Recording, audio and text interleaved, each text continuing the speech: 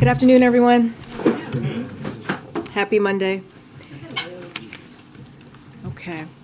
So I think many of us would agree that parents should not have to pay extra to sit next to their child on a flight. It's just common sense.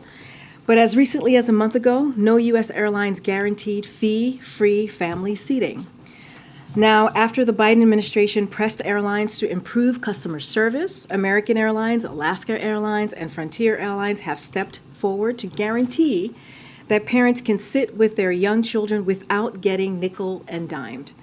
Today, the Department of Transportation rolled out a new family seating dashboard, as you'll see right here, highlighting which airlines guarantee fee-free family seating and those that don't. This is an added feature to the existing dashboard, which already includes services for delayed and canceled flights. The dashboard makes it easier for parents to avoid these junk fees, and we're not stopping there. DOT is working towards making this a requirement across the board. This is just the latest example of effective presidential leadership driving actions that benefit American consumers, workers, and families. President Biden is leading. Americans are supportive, and corporations are responding, as you can see. Also today, the Department of Agriculture is taking a number of actions to support American farmers and ranchers, increase transparency, and lower food prices. Let's start with Product of USA labels. Currently, this label on meat, poultry, egg products can be used even if the product was not actually raised in the USA. We believe that labels should be only used on animals born, raised, and processed here in the United States, and now USDA is proposing a rule to accomplish just that. This increased transparency will support American farmers and ranchers and make it easier for all of us know where our food really comes from. Second, the USDA is announcing $89 million in new investment to help establish and expand independent meat processors. This will create opportunities for small businesses in rural communities and create fairer markets for family farmers, which brings down prices at the grocery store. And lastly, USDA is taking action to increase competition and innovation in important seed markets like corn. These actions show the administration's commitment to promoting competition for farmers, ranchers, and American consumers, and deliver on the President's competition executive order. With that, Chris, you want to kick us off, please? Sure. Two questions on the D.C. crime situation. Does the White House have a response to City Council wanting to pull back that proposal? So as you all know, we litigated this about 2 days last week right here in this very room. The president expressed concerns on certain provisions of the D.C. crime bill, and as we can see, the D.C. Council's process is still ongoing, so we won't comment on that any further. So also when we were discussing this last week, you cited Mayor Bowser's opposition to the crime proposal, but she also says that the override is an indignity and that Congress is meddling in its affairs. Why didn't the president or the White House give her a heads up that the president wanted to sign this override legislation? She also said that she understands why the president made this decision. So but let me get into it. But you just asked the question. Let me finish your question, the first question that you asked, which is, first of all, she also said that she understood why the president made this decision. Our team, the Intergovernmental Affairs team, is in constant communication with her team and was last week. Don't have anything to preview or any specific discussion that occurred, but they are in constant communication. Okay, so the question is, Yep. Why didn't the White House or the president give Mayor Bowser a heads up? I just told you that they're in constant communication with the team, including last week.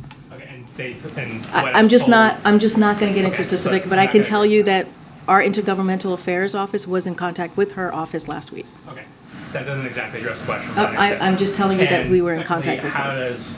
Why, if the White House cites Mayor Bowser's opposition to the bill, why do they want to do something that she considers an indignity to her city? Say that again.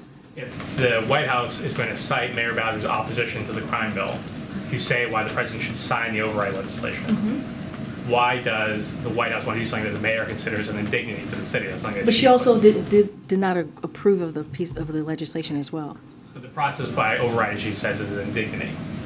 So let's step back for a second. We talked about this for 2 days last week, and still going to tell you exactly what I said last week, which was the president the bill was headed to the president's desk, and the president made a decision. And we let all of you know what he was going to do and how he was going to move forward.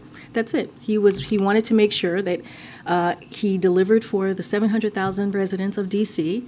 In a way that was protecting the residents here. This was brought to him. This is not something that we put forward. This is a decision that was brought to him. And he wanted to be very clear and communicate with the people of D.C. and with all of you and how he was going to move forward. One more legislative question. There's a resolution going forward allowing that would bar retirement plans from offering ESG considerations. The president says or the White House says he's going to veto that. Do you have any plans for that veto? I don't have anything to share on that. I believe we have not received the bill yet, so just don't have any timeline on the ESG bill at this time. All right. Thank you. A couple questions about East Palestine, Ohio. Norfolk Southern, they announced a set of new initiatives they claim will enhance safety, a new power mechanism to help with braking and acceleration, additional devices that can monitor hot bearings. Is the White House satisfied with these reforms? Look, what we're trying to do, and we've been very clear, the EPA administrator has been very clear, Secretary Buttigieg has been very clear. What we're doing is to make sure that the community in East Palestine is made whole again, and we're going to hold Norfolk Suffolk Company accountable. They made this mess, and they need to clean up this mess. We are pleased by the bipartisanship that we're currently seeing in Congress to put forward some true common sense safety measures. That is something that we want to continue to move forward. As far as it relates to the company, we are going to do everything that we can to hold them accountable. As you know, we set up a fund to support the families and to support the community getting back economically on their feet in the future. So that is going to be our focus, and that's how we're going to move forward. You say you want to hold them accountable. Norfolk Southern, they're responsible now for 4 train derailments in less than 5 months. Is the administration comfortable with them taking the lead on self-regulation? So look, it's notable and unacceptable. That's what we've been very clear about that. That is why the ETSB is doing an investigation. That is currently happening. That is something that occurred with the first derailment. We saw within hours Secretary Buttigieg go into action and respond by making sure that the investigation started. The same thing on Saturday. The investigation has been for NTSB was just called to move forward this morning. And so that's what we're going to see. We're going to have an investigation. We're going to see exactly what occurred. But in the meantime, we have to hold them accountable to make sure the community is made whole again. Are there any plans for President Biden to visit East Palestine? I don't have anything to share on a planned visit for the president to Ohio. Go ahead. Thank you, Karine. Speaker McCarthy is planning to meet with the leader of Taiwan in California. Does the White House have a reaction to that, and are you advising him at all ahead of that meeting? So I don't believe Taiwan has announced any travel for the president of Taiwan. Taiwan's presidents have traveled to the United States in the past, so I would refer you to Taiwan for anything specific on that. And certainly I would refer you to the Speaker's office any potential meeting that he may be having with the president. I just don't, from what I understand, no announcement has been made. Preference that a meeting like that would take place in California as opposed to Taiwan to avoid... Again, I'm just not going to comment on something. No, I totally hear your question, Jeff. It's just not something that I'm going to comment on since it doesn't seem like it has been announced at this time or any travel has been put forward. All right, and one other topic. Former President Trump said over the weekend in his CPAC comments multiple things. One thing he said to his supporters was, "I am your justice, and for those who have been wronged and betrayed, I am your retribution." Does the White House have a response to that? As you know, because of he is a 2024 candidate, and we are covered here by the Hatch Act. I'm just not going to comment on those words that the speech that he made this weekend. Just want to follow up on something one of my colleagues asked about last week. There were protests this weekend in Iran related to the poisoning of the alleged poisoning of the schoolgirls there. If the administration has any updates in terms of what they've seen or any investigations that may be underway at this point in time. So, as you know, Phil, we are closely following this deeply concerning situation that we're seeing currently in Iran. The continued poisoning of schoolgirls across Iran is unconscionable. There must be a credible, independent investigation, accountability for those responsible. If these poisonings are related to participation in protest, then it is well within mandate of the UN's independent international fact-finding mission on Iran to investigate. Women and girls everywhere have a fundamental right to education. Time and time again, it has been demonstrated that when women and girls receive an education and are able to contribute to their economies, it benefits society as a whole. So the possibility that girls in Iran are being possibly poisoned simply for trying to get an education is shameful and it's unacceptable. And our thoughts remain with the victims and their families. And again, it is unacceptable and unconscionable. And, just one more, there were reports over the weekend that there are 2 Ukrainian fighter pilots that are in the United States right now training on simulators. Wondering if we're supposed to read that as the potential for new capabilities the U.S. may send, or kind of what the genesis of that decision-making is? So, look, the president has already spoken to F-16s, as you all know, and nothing has changed. For what the president said is it is not on the table for now, and so that hasn't changed. So I'll leave that there. Can you speak to the incident involving 4 U.S. citizens in Mexico who have come under gunfire and have been kidnapped, and how the administration may be able to get information out of Mexico, or what the status of that is right now? So I have a statement here that I want to read out to all of you. We are closely following the assault and kidnapping of 4 U.S. citizens in Matamoros, Mexico. These sorts of attacks are unacceptable. Our thoughts are with the families of these individuals, and we stand ready to provide all appropriate consular assistance. U.S. law enforcement is in touch with Mexican law enforcement. The Departments of State and Homeland Security are also coordinating with Mexican authorities, and we will continue to coordinate with Mexico and push them to bring those responsible to justice. And again, our hearts are with the families. Any early indications as to the circumstances, or any efforts to try to locate these Americans?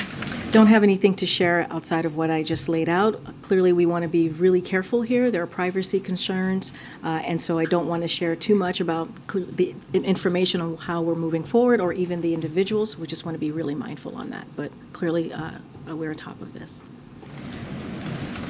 Thanks, Karine. Does the president have a meeting scheduled yet for him to sit down with Speaker Kevin McCarthy about budget or the debt? So right now, we don't have a meeting to preview or scheduled right now at this time. I've said this before. Our teams, their team, and our team have been in constant communication since the first time that they met. Just don't have anything to preview. As you know, the president's going to be putting forward his budget on March 9th, and we have called on Republicans in the House to do the same, to be transparent, to lay out exactly what it is that how they want to move forward with the fiscal year. One of the things that we have heard from them is how they want to continue or want to cut Social Security, Medicare, Medicaid, and ACA. And so we want to see what is it that they want to do. How do they see moving forward in a fiscally responsible way? As we know, the president has been very clear. He's going to continue to fight for Social Security. He's going to continue to fight for Medicare, Medicaid, and ACA. Again, we want to see, we're going to put our budget forward. We want to see what they're going to do. But no timeline on when that Don't have sit-down it. might take place? No. Could it happen this week? For this week, we don't have anything right now scheduled at this time. And originally, the Treasury Secretary said that she could keep extraordinary measures going through June. Then the CBO later said actually it might be July through September. When does the White House believe that things get critical as it relates to the U.S. debt? We basically follow what the Department of Treasury said. The Secretary said through June, and that's the timeline that we're looking at. Okay. We're reporting today that the manufacturing sector is showing signs of weakness. Obviously, manufacturing jobs are a priority for your administration. Are you concerned at all that momentum is slipping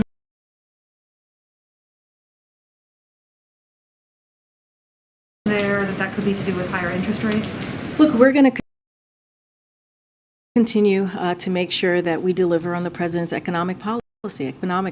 And having more than 700,000 jobs that have been created under this president shows that commitment and shows how the president's economic policy is working. Look, that's why why this Chips and Science Act is so important. And you have heard over and over from these different manufacturers who are coming back to the U.S., who are building these manufacturers, creating jobs. And so we're going to continue to work closely with them and make that a priority. That doesn't stop. I don't have any concerns right now to share with you, but we are, again, close to 800,000 jobs have been created under this administration, manufacturing jobs, and that is a commitment that this president has had to make sure that we're bringing manufacturers back to the U.S. And you said last week you check on the license plate on the Beast, whether it says that taxation without representation. Oh my gosh! Any update on that? My homework is not on par today. We have checked in, just haven't gotten an answer on that just yet, and so we are diving in and trying to get an answer to all of you. Go ahead, Steve. Staying on local matters, the DC Council Chair said today that he thought he had the power to rescind the sending of the bill to the Senate for its review. Was there any communication between the White House and Council Chairman Mendelson's office prior to his press conference? So our team was made aware earlier this morning. As you know, when it comes to how the Senate, the mechanics of the Senate move forward, that's something for the Senate. I encourage you to ask them and how that will work and how that will move forward. But yes, we were given a heads up this morning. The Senate intends to move forward with its vote on the resolution to disapproval. The president still intends to sign it. Is that right? Look, again, we've made ourselves very clear. If the bill comes to the president's desk, he will sign it. One other question on this. I don't think you've been asked this directly before, but last week you said that the president viewed what the DC Council did as unacceptable. You specifically talked about how the bill would reduce penalties for armed carjacking, and you even mentioned sexual assault. So the question is why the president would still support DC statehood if the council is going to pass bills that the president finds unacceptable. Why would the president empower the council to have the power of a state legislature that he couldn't check? Because he believes, and he has for some time now, that DC should be a 51 state. They should have a statehood. Again, the reason why the president, we responded to this and answered the question of if he was going to sign it or not is because it was coming to his desk, as we know from last week. And so the president communicated that, we communicated that, but it doesn't change that he encourages Congress to pass a bill that makes DC a state, and he will sign it. He believes that cities and states should be able to govern for themselves. Last one in this. Advocates of DC statehood say that what has happened here in this episode is that the effort has been set back significantly. That essentially what the president has done is he's given juice to opponents of statehood, and statehood opponents say that this episode has proven them right, that the DC government should not be self-governing without Congress's involvement. Well, we disagree, right? We believe DC should be a statehood. I mean, we've been very clear. The president has been very clear. Again, DC is not a state, it's not a city.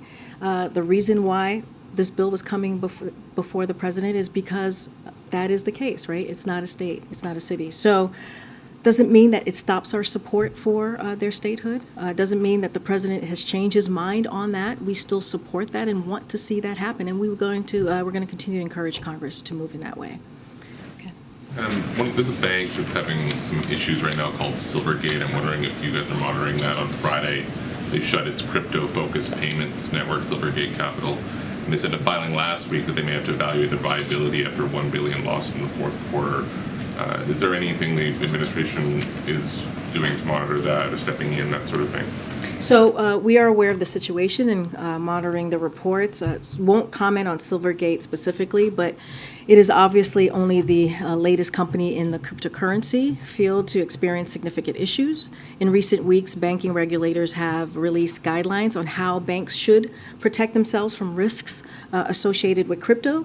As you know, this is a president that has repeatedly called on Congress to take action to protect everyday Americans from the risk posted by digital assets, and he will continue to do so. So we won't speak to this particular company, as we have not on other cryptocurrency companies, but we're going to continue monitoring the reports, and clearly we're aware of the situation. Thank you. And can I just ask briefly on the Fed chair search, Fed vice chair, search, is there any update you can give us?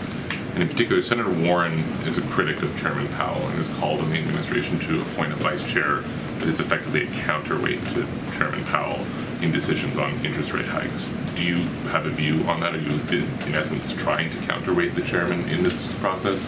And where is the process at right now? I'm certainly not going to get ahead of the president's process or lay out what he's thinking or how that process is going to move forward. What I can say is this is a priority for this president. I don't have anything to preview on any specific candidates or announcements, but clearly we'll have something in the near future.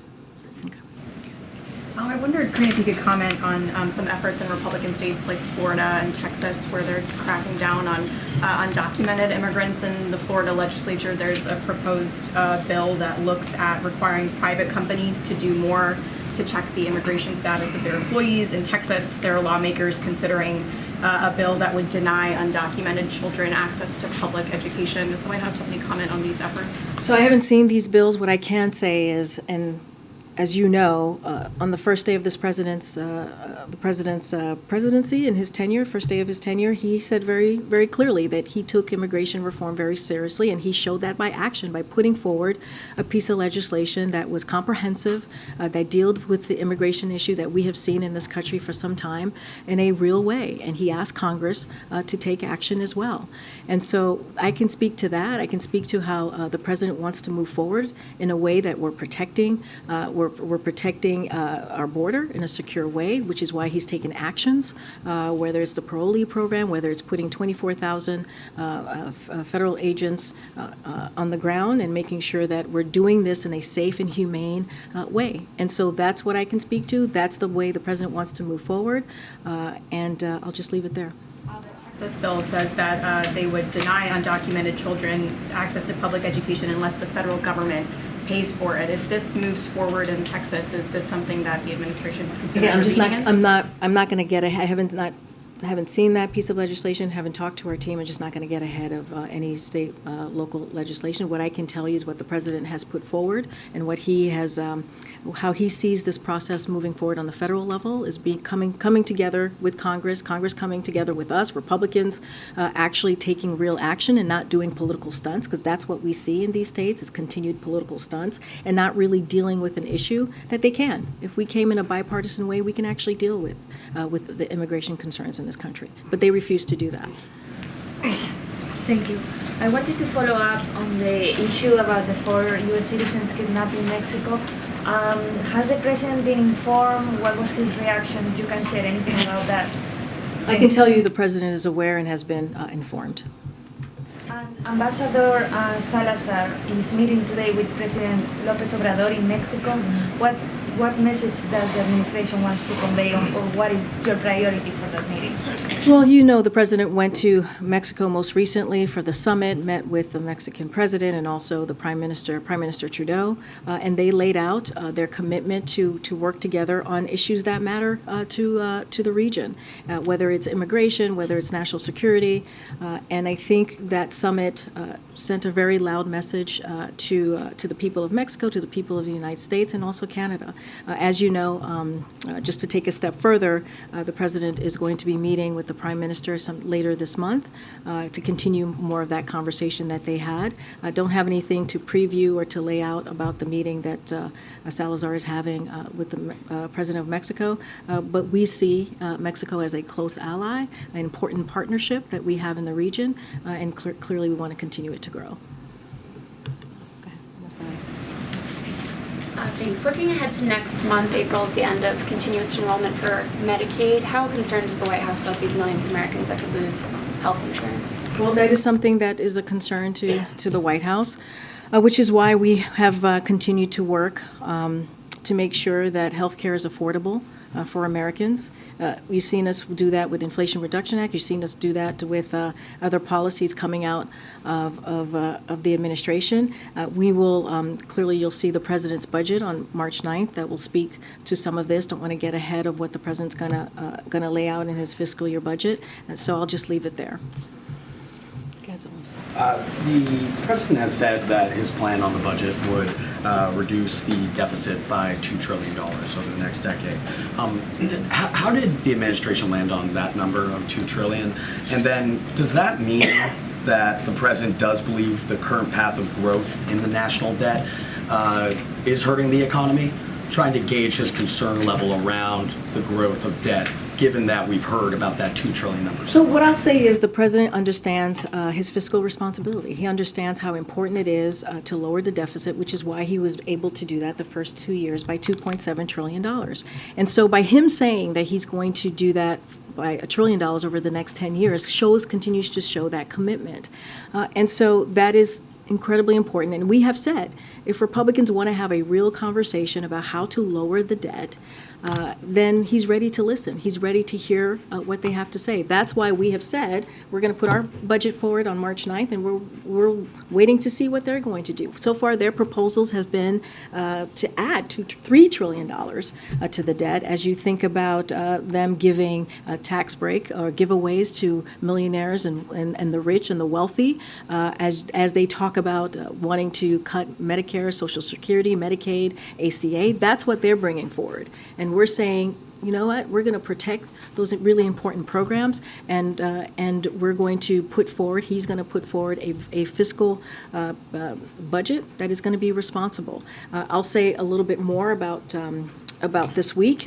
As you know, he's going to deliver remarks in Pennsylvania, and he's going to show his plans to invest in America, continue lowering costs for families, protect and strengthen Social Security, Medicare, reduce the deficit, and more, as you just asked that question. And so you can expect to hear more from us in the days leading up to Thursday. We'll have additional information on some of those pieces as we head into Thursday. Quickly explain the reasoning for traveling for the budget rollout. Going to Pennsylvania for this, obviously that's an important state when it comes to a forthcoming election. Why travel to? So I'm not going to get into budget? elections, but as you know, the president Pennsylvania is very close to his heart. He sees that as his second home, and so we believe when we go out there and travel and do and go to places like Pennsylvania and other states, it's an opportunity for the president to talk directly to the American people. This is important, right? When you think about the fiscal year budget, you think about how the president's going to lay out his plan for the American people. He thinks it's important to do that and make sure that that he talks directly to the people, to American people out there. And that's what you're going to see him do. And so he'll just happen to be doing it in Pennsylvania, a place that we travel to a lot, as you all know, those who travel with us. Go ahead, Ed. Yeah, thanks, Karine. I want to ask you about energy policy. So if the president had allowed the Keystone Pipeline, the Keystone XL, to go forward, it would have been operating today or very close to being turned on today. Any regrets about canceling that project, and any consideration of reversing any energy policies for a more balanced approach going forward? So look, the president has been very clear about how he's approaching the energy space. He does it in a way that is responsible. He does it in a way that delivers for the American people. There's nothing new here. The decision that he's made, at the same time, having one of the most important historical climate, when it comes to climate change, investments and policies. That is not going to change on how the president moves forward here. It is when he walked into the administration, he talked about how climate change was one of the important crises that we needed to address, and that's what you've seen from this president the last 2 years. And his decisions are not going to change that. But even with there was a leaked memo that showed that energy, if we had charged less for certain drilling oil permits or royalties in a part of Alaska, then there would be more energy security. So I'm not going to speak to leaked memos from here. That is not something that I'm going to do. I believe the leaked memos from the Department of Interior that you're speaking to is just not going to do that. I encourage you to reach out to the Department of Interior. Way in the back. Yes, thank you. Well, the person behind you. Yes, someone Thank new. Someone new. Thank you. Someone I new. appreciate that. Touring with Spectrum News, by the way. Karine, thank you so much. Sure. On the note of the budget proposal, this is happening. He's unleashing or unveiling this proposal under the shadow of the debt ceiling. And, since February was the last time, according to House Speaker McCarthy, the president has sat down with the speaker to talk about some type of deal. McCarthy says he rejects, a clean increase without some concessions or spending cuts. Is the president going to come back to the table with McCarthy to talk about it? What's the plan here? He never came to the table to negotiate on the debt ceiling. That was not something that occurred. That is not something that's happening. We've been very clear. We're not negotiating around the debt ceiling. This is something that Congress needs to do. It is their constitutional duty. It is something that has happened 78 times since 1960. It is something that happens in a bipartisan way. They should not put the full faith and credit of this country hostage, should not keep that hostage. And so this is something that we believe that should happen without conditions. And so that's how we've been moving forward. We've been very, very clear about that. I just talked to one of your colleagues about the thing that we are happy to talk about is how to lower the deficit. We are happy to have, the president would look forward to having a conversation, a real conversation with House Republicans on how to do that, because he has been successful in doing that. $1.7 trillion the first 2 years, and he'll share more with his budget on March 9th. Has been sounding the alarm. She says we're about 3 or 4 months away from, true disaster here. Is that not at all concerning that, there can't be some deal? Yeah, and that should be concerning to House Republicans. It should be, because this is something that has been done, again, multiple times over the last several decades. And this is something that is their constitutional duty to do, is to lift the debt ceiling. And it's been done in a bipartisan way. They did it 3 times under the last administration. Go ahead. Wow, James. A group of one. I am just referring to myself. I'm going to take that because I think I'm plenty old. I have 2 questions today. First of all, on the Taiwanese president, how does the White House feel about her proposed visit to the U.S.? What outcomes do you hope to see from it? And will any administration officials be meeting with her? Right now, there's no planned travel, so I'm not going to speak to a travel that has not been planned. And as stated earlier, it wouldn't be the first time that a Taiwanese president has traveled to the U.S., but I'm just not going to speak to a travel that has not been locked in yet. He has a second question about the International Women of Courage Awards. You're giving an honorary award to the women and girls of Iran. Who's going to be accepting that on their behalf, and what sort of message does it send if they can't be here, they can't participate? What is the point of doing this? Well, we think it's incredibly important to do this. First of all, one of the reasons that we're doing it here at the White House is we wanted to bring those stories of these incredible women to the White House, to a bigger stage, right? To the biggest stage that we could. And we're doing it right here at the White House, which we think is incredibly important for women around the world, but also women here and young girls here to hear the stories of these incredible individuals. Girls everywhere need to know that there are women who are fighting for them, transforming their communities and building a better world for all of us. And so we think it's critical, we think it's important, we think it needs to be seen, and we are really thrilled to see this on Wednesday. Don't have anything more to share. We'll have more to preview in the next day or 2. Thanks, Karine. Just to circle back on something you said earlier about D.C., you said D.C., it's not a state, it's not a city. What did you mean? Meaning that what I'm trying to say is it's not a statehood, it doesn't have statehood, right? And I've said this before, said it last week, nothing new. I'm not saying anything that's new here. And because it's not a statehood, right, the president had to make a decision. This bill was brought because this bill was about to be taken to his desk. And that's the only reason this is happening. And so, again, the president's going to continue to support D.C. statehood so that we can see it govern for itself. That's what he believes. He believes that cities and states across the country should be able to govern on its own. Can you just give us, I know this was a decision made last week, but obviously affects hundreds of thousands of people here in the district. 700,000 people, yeah. What was was there a policy process around this decision? When did the president know about it? Did he speak with the mayor himself? Were there any sort of conversations, or how did he come to this decision? So I don't have a timeline to lay out for you on the process and how it occurred. I don't have a conversation to preview for you with the mayor. As I mentioned before, our offices here, not just the Intergovernmental Affairs, but other White House offices are in regular touch with the mayor and her office and her staff, but just don't have anything to lay out. But look, the president knew he had to make a decision. He had conversations with his team, and he made that decision. Get in the back. Following up on that, there's another D.C. DC Council disapproval resolution that is pending related to non-citizens voting in local elections. Is there an update on the president's position, something more definitive on whether he would sign that bill? So I can tell you, and I was asked this last week, the president does not support allowing non-citizens to vote in federal elections. We've been clear about that from here. As it relates to that particular vote or that particular bill, I don't have any updates from here to share with you on that, and we'll update you as soon as if we have anything, if that changes.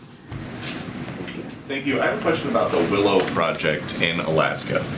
What's more important to President Biden, improving energy security or reducing fossil fuels? So, first of all, it doesn't have to be one or the other, right? Well, we can try to be in both. 2019, I guarantee you we're going to end fossil fuel. So this project would just be dead, right? So here's what I can say about that. The president did meet with the Alaska delegation last week at the White House. He always appreciates me speaking and meeting with the full delegation, understand what their concerns are.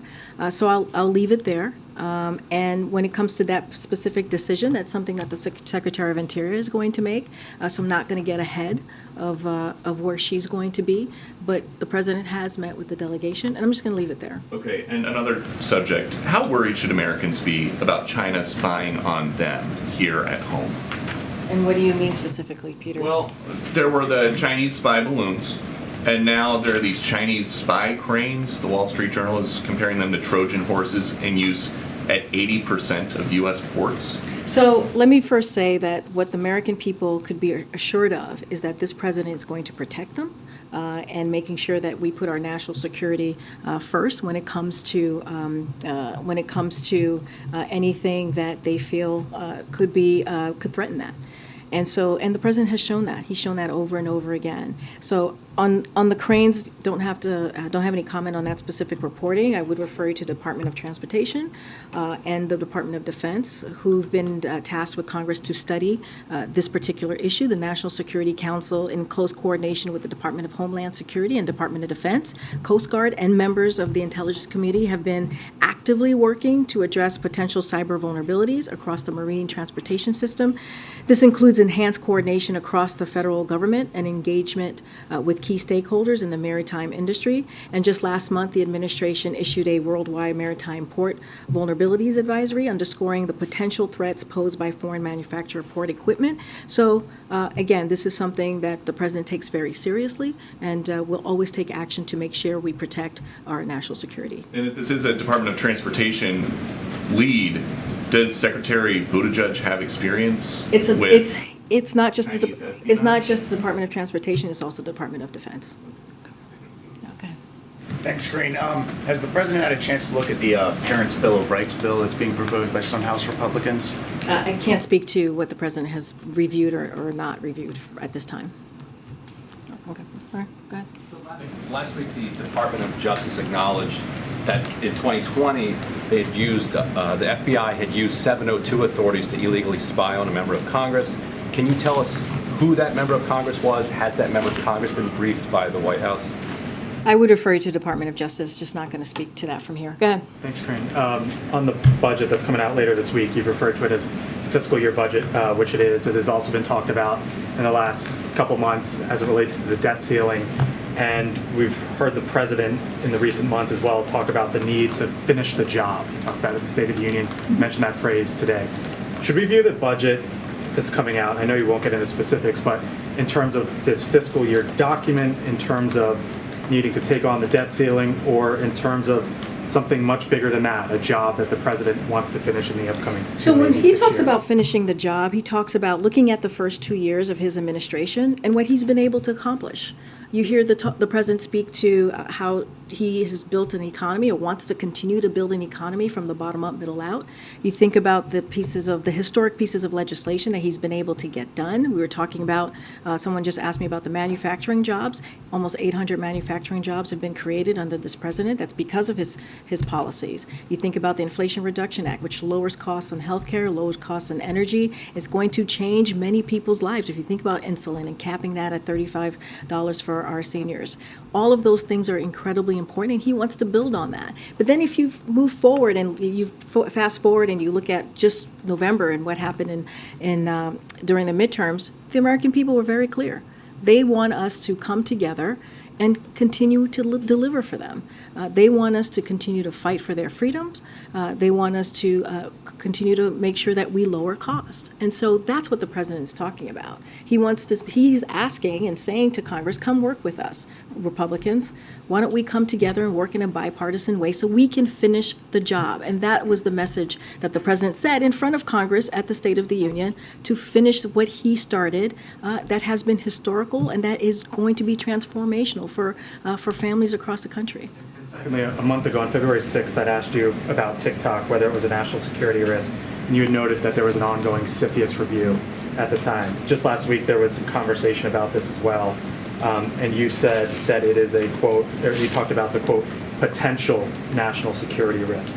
So is CFIUS, just if you could clarify, does the White House believe that TikTok is a potential national security risk, or is that what CFIUS, when that process works itself through, will determine? So there's a CFIUS investigation, so we try not to dive in too much because there is a CFIUS process that's that's ongoing, and we want to let that process go forward. But we have been very clear on our concerns, like with apps like TikTok. I've said that before. You've heard us say that from here. We know certain countries, including China, seek to leverage digital technologies and Americans' data in ways that can present national security risks. And so that has been our statement. That is what we have said for the past several months. But again, it's under CFIUS. The committee is moving forward on looking into this, so we try not to get too far ahead of that. Go ahead. Thank you so much. On the budget, just following up on Zwanan's question, by traveling to Philly, the president is obviously making a big thing out of this budget, but we know that many Americans find it difficult to really understand what he's doing with the economy. It's not very concrete, and a budget is, as you said, like big figures, trillions, billions, and maybe not relatable. So what's his strategy to make it a little more real for, the So, American people? not going to get ahead of what the president's going to say. He's going to give remarks. He'll lay that out in front of the American people on how he sees the fiscal year moving forward, how he sees the budget for the American people. And he's going to be transparent. He's going to lay that out and be very specific. We've talked about how he wants to invest in America, right? He talks about how he's going to fight for Social Security, Medicare, Medicaid, ACA. Those are things that Americans understand very personally, especially if you think about these programs that they pay into.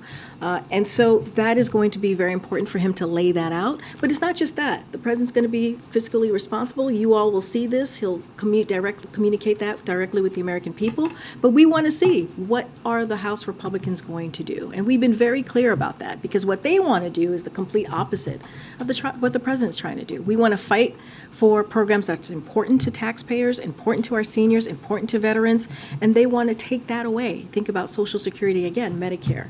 And so you'll hear directly from the American people, but from the president. But in the last couple of weeks, in the last several months, the president has laid that out.